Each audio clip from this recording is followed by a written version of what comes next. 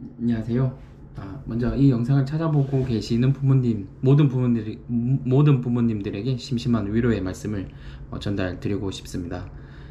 저희도 마찬가지로 처음 다운중 고위험군 이야기를 들었을 때 블로그부터 시작해가지고 유튜브, SNS 모든 관련 매체들 다 찾아봤었고, 그걸 찾아보면서 공감도 많이 되고 걱정도 많이 되고 안심도 되고, 또 한편으로는 정말 지옥 같은 나날들을 많이 보내면서 그래도 같은 상황에 있었다가 결과가 좋게 나오신 분들의 이야기를 듣고 나니까 많이 좀 안도가 되더라고요. 그래서 저희도 그 중에 한 사람이다 보니까 이 영상을 남김으로써 저희와 같은 고통을 받고 계신 분들에게 조금이나마 위안이 되셨으면 좋겠다는 생각으로 영상을 찍어서 올리게 되었습니다.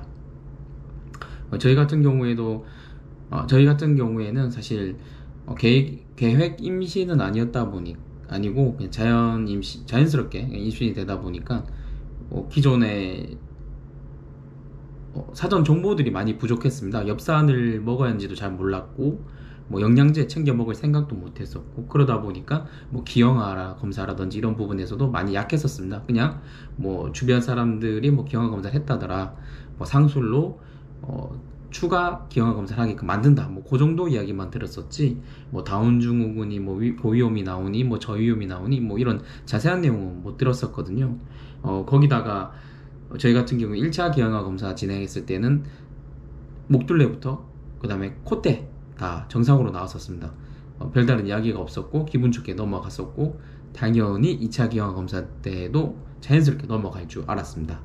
그래서 인터넷 찾아보니까 문제 없으면 연락이 없거나 문자로 연락이 오고, 문제가 있을 때 전화로 이제 연락을 준다고 이야기를 들었는데, 아플사 2주 정도 걸리는 시간 중에서 한 8일차, 9일차쯤에 전화를 처음 받았습니다. 당연히 와이프가 전화를 받았고, 전화를 받은 와이프가 저한테 연락을 했었죠. 사실 그냥 문제가 있다라고만 얘기 들었을 때, 그리고 기형아 이제 확률이 1대5라고 얘기 처음 들었을 때는 이게 심각한 건가? 크게 문제가 되는 건가? 이런 생각이 들었었습니다. 1대5라고 하면 80% 확률로 정상이라는 소리니까 뭐야 괜찮은 거 아닌가? 라는 생각을 순간적으로 했었습니다. 그런데 아까 서두에 말씀드렸듯이 인터넷에 찾아보니까 이 수치가 굉장히 높은 수치고, 이런 수치가 나오는 사람이 소수라는 걸 알게 되었습니다. 그 뒤로는 정말 그냥 확진을 받았다라는 생각을 들었었거든요. 저희가 자연 임신이고 계획 임신이 아니다 보니까 크게 좀 충격을 덜 받지 않을까라는 생각도 한번 했었거든요. 당연히 이제 기형아 검사가 잘못 됐을 수도 있다라는 가정은 하니까. 그런데 이게 생각했던 거랑 실제로 이야기 듣는 거랑 정말 그 다가오는 충격이 정말 많이 다르더라고요. 그때부터 블로그부터 시작해가지고 SNS, 유튜브, 영상이랑 영상 다 찾아봤고, 블로그도 정말 끝페이지까지 다 찾아봤었죠. 그런데 1대5라는 수치는 정말 잘 안 나오는 수치고, 좀 더 심하신 분들이 1대2 이렇게 나오는 경우가 있다고 하더라고요. 그래서 진료 기록을 좀 보여드리자면, 이 그래프 바가 끝까지 가 있죠. 그리고 끝에 보시면 이제 1대5라고 이제 여기 표시가 되어 있고, 요거 검사 받고 나서 의사 선생님이 바로 병원 방문해달라고 하셔가지고요, 와이프랑 다음날에 바로 연차 쓰고 병원 방문했고, 병원 방문하니까 이제 두 가지, 이제 이미 다 찾아보셨을 것 같은데, 두 가지 검사를 이제 제안해 주셨어요. 이제 흔히 말하는 니프티랑, 그 다음에 바로 결과가 니프티 같은 2주 정도의 시간이 더 걸리는 니프티랑, 그 다음에 3일 내로 검사 결과가 나오는 이제 3일 정도 걸리는, 이게 뭐였지? 잠시만요. 그 이름이 뭐였지? 리프티 말고 아니 배 아니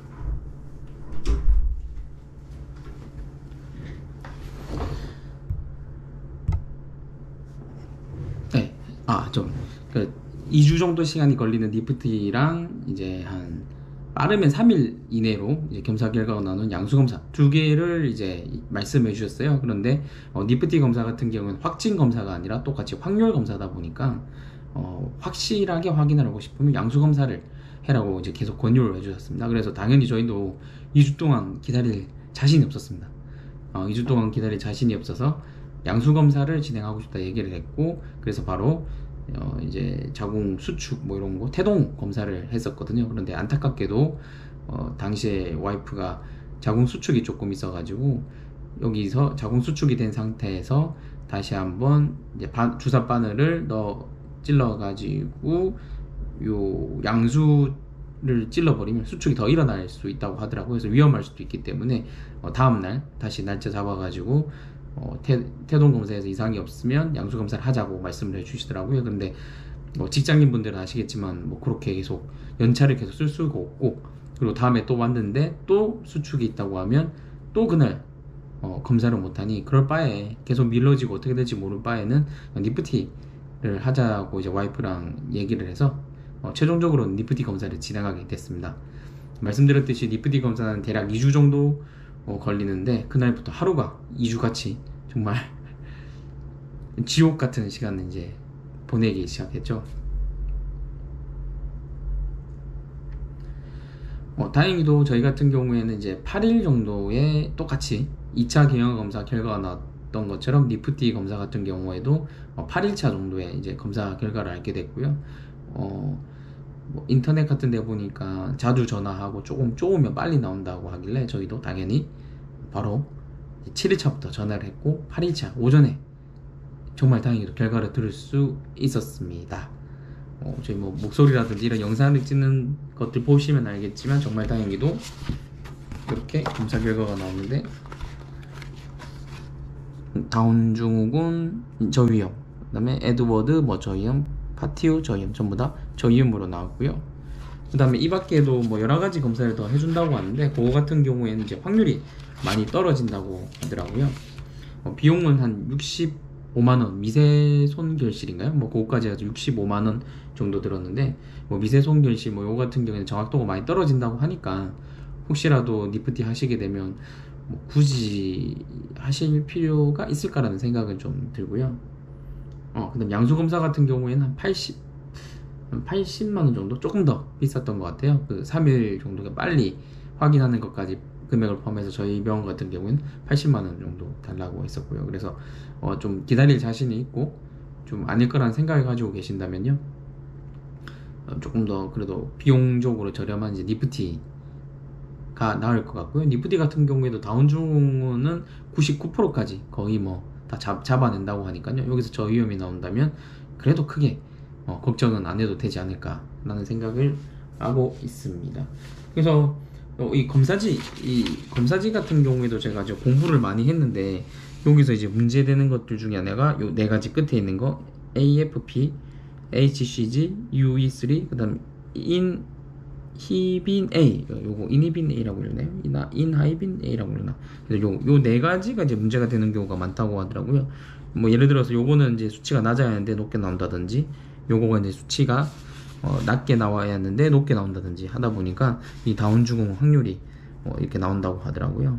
그래서 요 네 개를 검사를 하는데, 여기서 쿼드 검사라고 얘기했고 세 가지만 검사를 했었는데, 이렇게 네 가지로 검사를 하고 난 뒤로부터 요 다운증후군 걸리는 고위험으로 나온 확률이 많이 높아졌다고 얘기를 하더라고요. 그래서 개인적으로는 사실 저희도 1대5 나오고 나서 그 당시에는 그렇게 생각 못했지만, 정말 감사하게도 저위험군이 나오고 나서 드는 생각이, 요거 같은 경우는 약간 정말로 병원에서 검사비를 조금 더 받아내려는 그런 일환이 아니었을까라는 생각을 사실 조금 하긴 했어요. 물론 이제 개인적인 정말 생각이고 그럴 리도 없다고 생각되는 거고, 병원 입장에서는 조금이라도 이제 정상인이 나온 뭐라고 할까요? 저런 장애를 잡기 위해서만 하는 거지, 설마 뭐 그렇게 뭐 돈 때문에 했을 거라 생각은 안 드는데 어쩔 수 없이 그런 생각이 좀 안도와 함께